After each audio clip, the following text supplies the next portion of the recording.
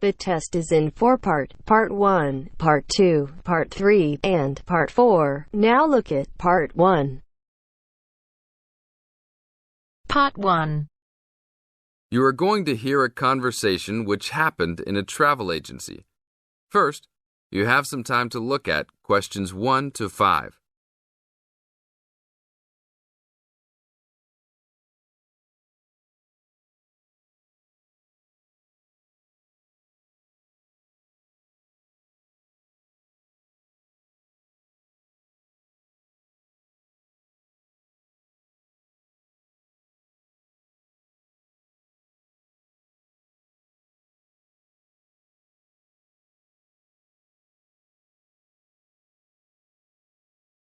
Now we will play the recording.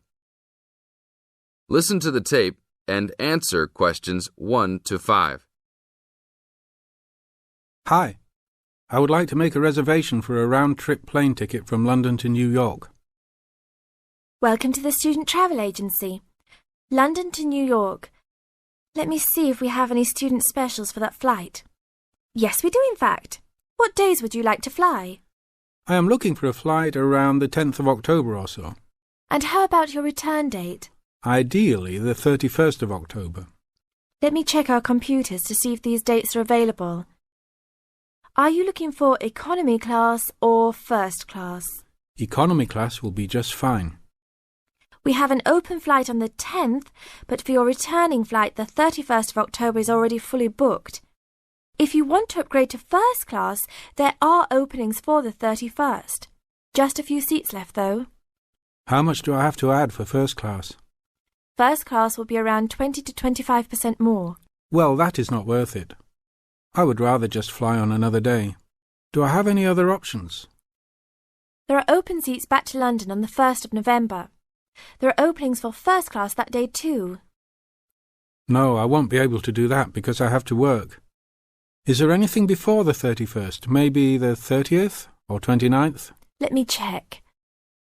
You can fly on the 29th, but not the 30th. The 29th is a little bit early. Is there any way I can be on a waiting list of some sort? Of course, but you should still confirm a return date just to be safe. OK. How about if I book a return date on the 29th and add my name to the waiting list for the 31st? Can I do that? Sure, I can do that for you. Do you also want to add your name on the waiting list for the 30th also? I would recommend this in the scenario that you do not get the flight for the 31st. That is a good idea. How much will the round trip cost? I will calculate your price for you. Your total will be £565, not including tax. Now look at questions 6 to 10.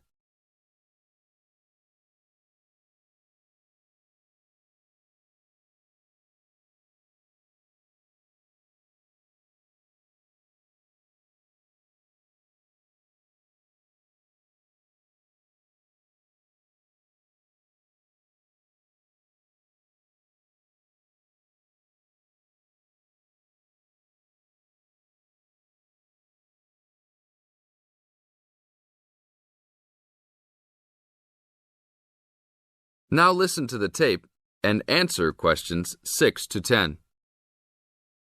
That's not too bad. Is there any discount for students? That is already including the discount. Without the discount, the price is easily over £600. OK, that sounds good then. Please put me down for those dates. I will need your information. Name and student identification number, please. Kenneth Conley, student ID 92123020. Your phone number, please.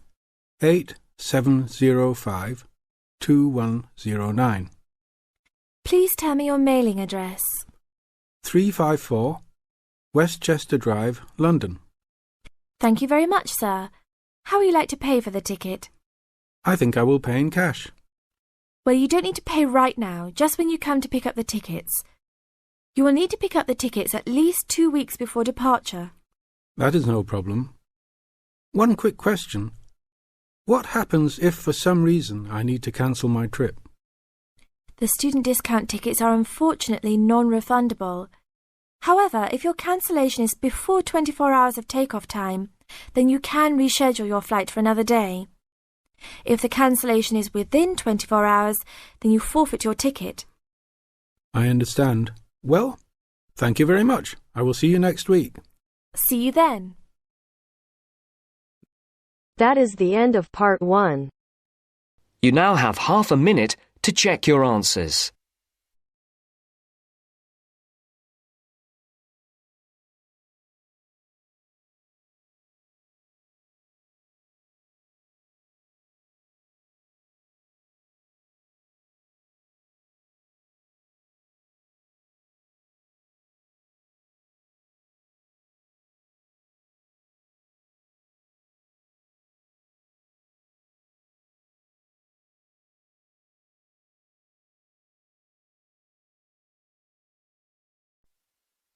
Now turns to part 2. Part 2. You are going to hear a lecture given by a counselor. First, you have some time to look at questions 11 to 15.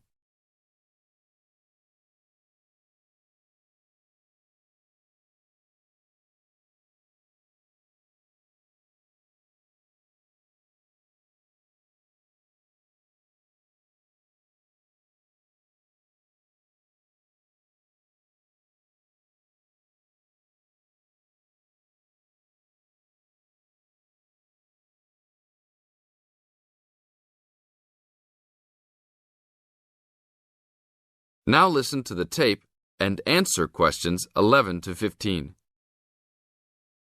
Hi, I am your counselor for this year. Today, we will visit the facilities available to you on our campus. As students, you should take advantage of everything you have available to you. How many of you like sports? Well, I hope most of you do, because our school has great sports facilities. We have an indoor gym with state-of-the-art equipment. First, I want to tell you about our basketball facilities. There are 2 basketball courts. Both are full court and open for student use. We offer basketball leagues that all students are invited to join. Just sign up with a team. Usually, there are games on the courts, but during league time, only the teams are allowed to use the courts. The basketball courts are open 24 hours a day. If you want a job, you can be a referee at the games. Next, I want to tell you about the tennis facilities. We have 5 tennis courts available for student use. The tennis courts are open every day, 8 a.m. until 10 in the evening. You should call ahead to reserve a court because they are very popular and can often be booked weeks in advance. There are rackets and balls available for rent at the front desk of the courts. There is an Olympic-sized swimming pool that is open for students and the general public. There are also showers and locker rooms available. The swimming pool is open every day, 9 a.m. until 7 in the evening. There are openings for the position of lifeguards, so if you are looking for a job in the sun, this might be good for you. Now look at questions 16 to 20.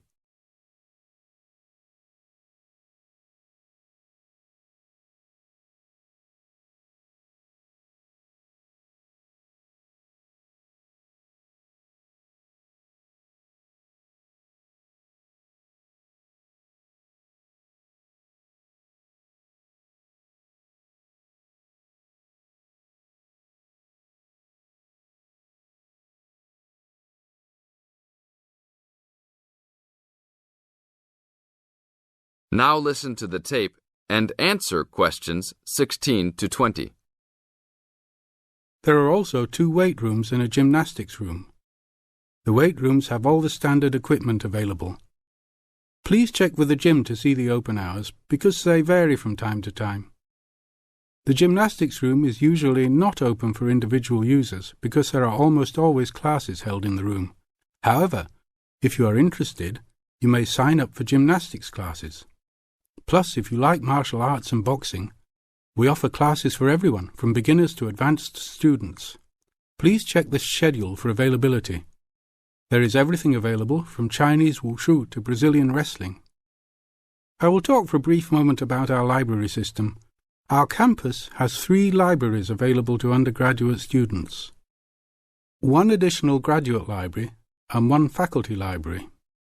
The libraries are open daily until midnight except for during testing periods, when the libraries will be open 24 hours. Please look on a map to see where the libraries are located. All students with a valid ID can check out books, with a maximum of 10 books at a time. Books can be checked out for a 2-week period and then renewed for 1 month maximum. After that, there is a $1 fine per week that the book is overdue. I will repeat that. There is a hefty $1 fine per week. So it is a good idea to return books on time. If you lose a book, then you will have to repay the library for it, plus a fine. If you damage a book, most likely you will have to repay the value of the book. So please, enjoy the library facilities, but take care of the school's belongings. The library is also equipped with 200 computers for student use. They are all internet ready and available for use. You must sign up at the library for 1-hour time slots. You may sign up for up to 3 consecutive slots at a time. No one can use the computers without first signing in at the library. That is it for now. Thank you for your attention. That is the end of part 2. You now have half a minute to check your answers.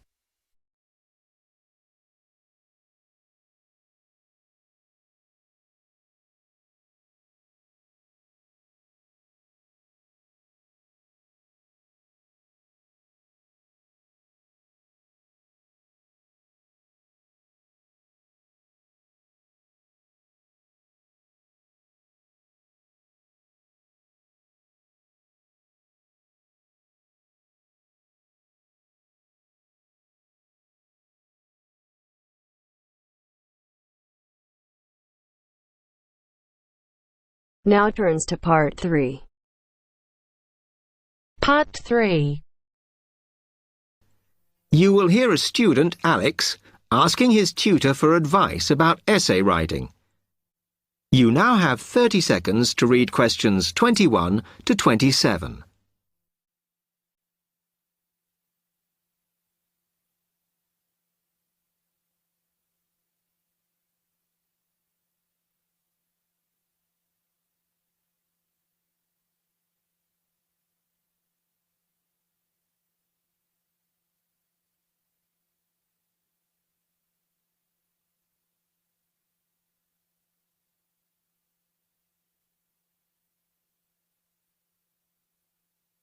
Hi, Alex. Come in.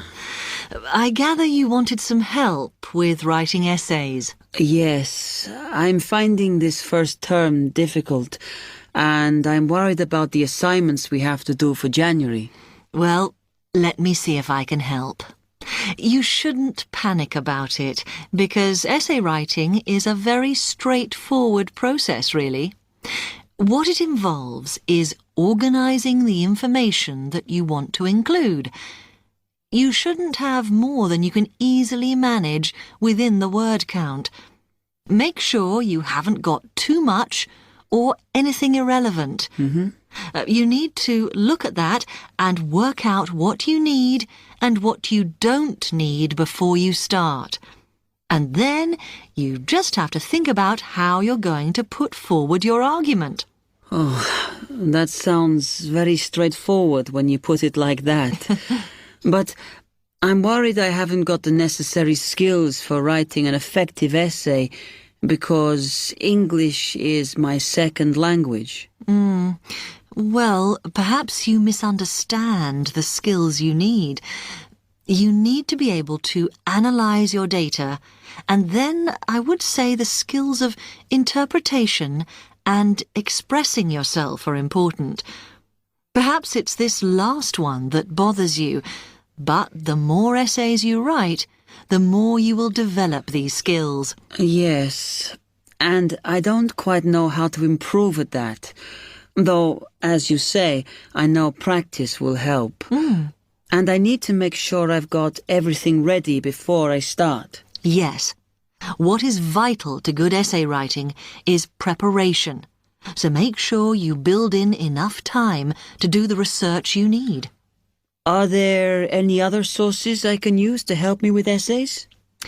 Yes, you should go to the library and look through the reference section, because there are books that focus on the style we use in academic writing, and those will help you a lot. The other thing that you should think about is what happens when you've actually written your essay.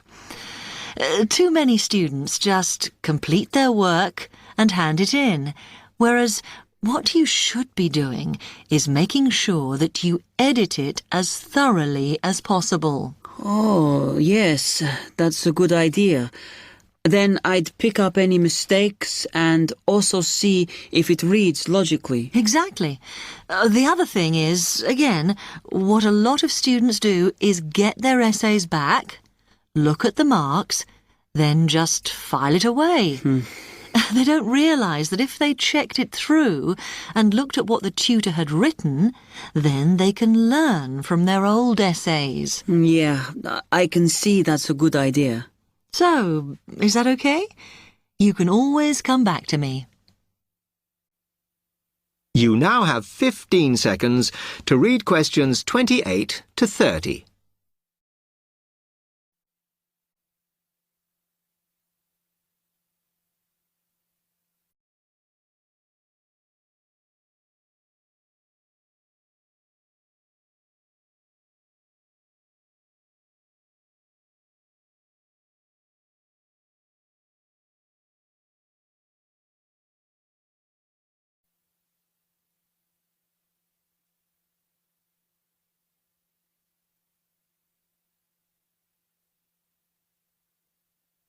Actually, there were a couple of other things I wanted to ask you about essay writing.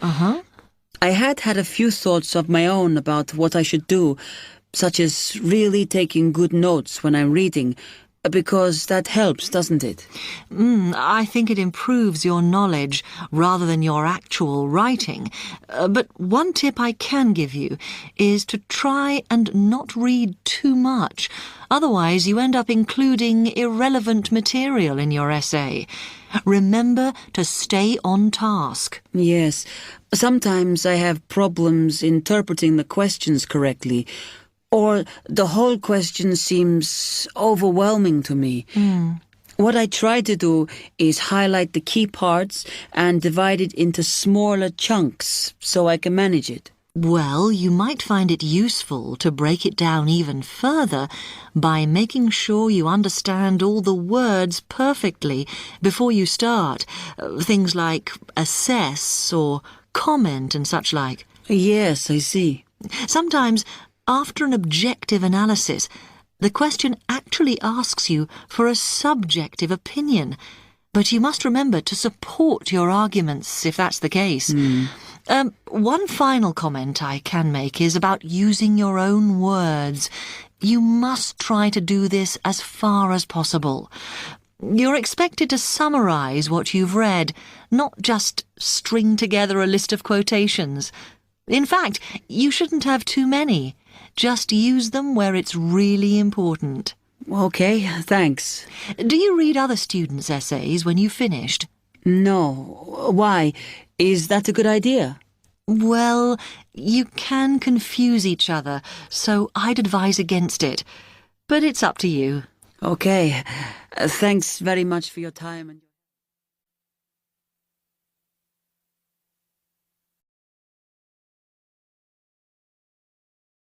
That is the end of part 3. You now have half a minute to check your answers.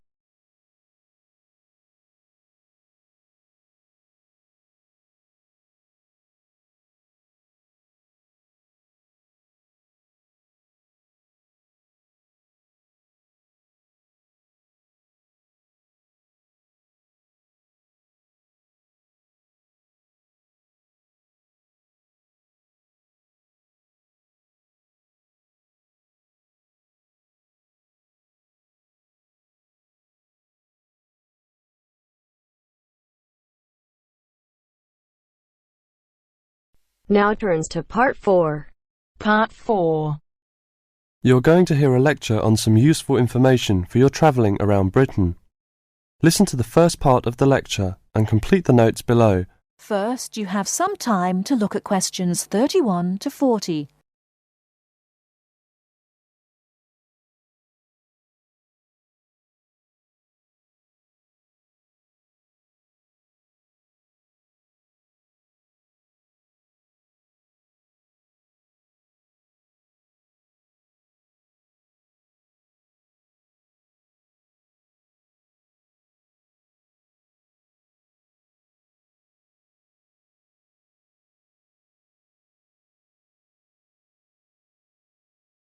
Now, listen carefully and answer questions 31 to 40. Good afternoon and welcome to the session on Britain. This afternoon I would like to provide some useful information for you about travelling around Britain. Britain has over 700 tourist information centres. You will find them at major ports, airports, stations, historic landmarks and towns and holiday centres. So just look out for this sign that says Tourist Information. The staff will be able to answer your holiday queries as well as provide essential maps, guides and brochures. Tourist information centres at major ports and airports in London and addresses of British Tourist Authority European offices are all listed on the Tourist Information Centres. Now let's talk about the telephone in Britain. You know, Britain is well supplied with public telephones. Street kiosks take 10-pence coins. In city centres, mainline railway stations, airports, and central London underground stations, payphones and card phones are in operation. For the latter, small plastic phone cards are used, and these come in 10, 20, 40, 100, and 200 units, and can be bought at post offices, news kiosks, station bars, and shops where the green and white card phone sign is displayed. When using the different public telephone systems, make sure you read the dialling instructions carefully. Now, let's see the banks in Britain. There are 24-hour banks at London's two main airports. One is Heathrow and the other is Gatwick. Otherwise, banks are normally open from 9:30 to 15:30 hours, Monday to Friday. Barclays Bank and National Westminster Bank offer a Saturday morning service at some of their branches. National Jaro Bank has 42 bureaux de change located in post offices throughout the country in main tourist areas. Opening hours are 9 o'clock to 17:30 weekdays, 9 o'clock to 12:30 Saturday mornings. One exception to this is the Trafalgar Square office, whose opening hours are 8 o'clock to 20 o'clock weekdays and Saturdays, and 10 o'clock to 17 o'clock on Sundays. The Bureau de Change services are available to overseas visitors. Visitors can change their money there. You can also change money at Bureau de Change, large hotels, department stores, and travel agents. Be sure to check in advance the rate of exchange and the commission charged, as these vary considerably. Wherever possible, you are advised to use a bank or Bureau de Change, which conforms to the BTA Code of Conduct. In most cases, this is indicated by display of the code. That is the end of part 4. You now have half a minute to check your answers.